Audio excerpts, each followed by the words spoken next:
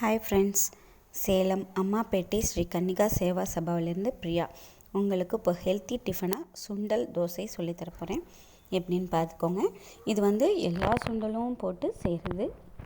குழந்தைங்க ஒவ்வொரு சுண்டல் சாப்பிடுவாங்க, ஒரு சுண்டல் சாப்பிட மாட்டாங்க.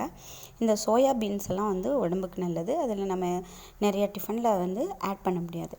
இதில் எல்லாமே ஆட் பண்ணிக்கலாம். கருப்பு பீன்ஸு, மூக்குக்கடலை, வெள்ளைக்கடலை, தட்டைப்பயிறு, அது மாதிரி பச்சைப்பயிறு, எல்லா சுண்டலுமே என்னென்ன நம்ம போடணும்னு நினைக்கிறோமோ சோயா பீன்ஸ்லேருந்து எல்லாமே இதில் ஆட் பண்ணிக்கலாம். ஒரு 3-4 ஹவர்ஸ் நல்லா ஊற வைக்கணும். எல்லா சுண்டலையும் ஒட்டுக்காவே போட்டுக்கலாம். எல்லாமே ஒரு ஒரு கைப்பிடி போட்டோம் அப்படின்னா ஒரு 3 பேர் சாப்பிட்ற அளவுக்கு நல்லாவே வரும். ஒரு கைப்பிடி எல்லா சுண்டலும் போட்டுக்கோங்க. 1 டம்ளர் கார அரிசி போட்டு ஊற வச்சுட்டு இது 2 மணி நேரம் ஊறின பிறகு கார அரிசி போட்டுக்கோங்க. அப்போ தான் ஊறுறது கரெக்டாக இருக்கும். எல்லாத்தையும் போட்டு அரைச்சிட்டு, அரைக்கும் பொழுது மிளகு ஒரு சிறிது, சீரகம், பச்சை மிளகாய் போட்டு அரைச்சிக்கலாம்.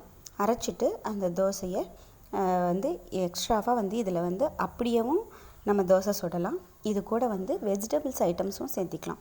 கேரட், முட்டைக்கோஸு, இந்த மாதிரி எல்லாமே பொடி பொடியாக நறுக்கி எல்லா வகை வெஜிடபிளும் இதில் கலந்து தோசை ஊற்றலாம்.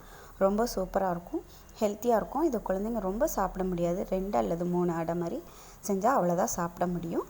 ஆனால் ரொம்ப ஹெல்த்து. ப்ரெக்னென்ட்ஸ் லேடிங்க டெய்லி 1, 2 அல்லது சாப்பிட்டா ரொம்ப நல்லது. இது அவ்வளோ விட்டமின்ஸ் இதில் ரொம்ப நல்லா இருக்குது. அதனால் இதை செஞ்சு பாருங்கள் ஃப்ரெண்ட்ஸ்.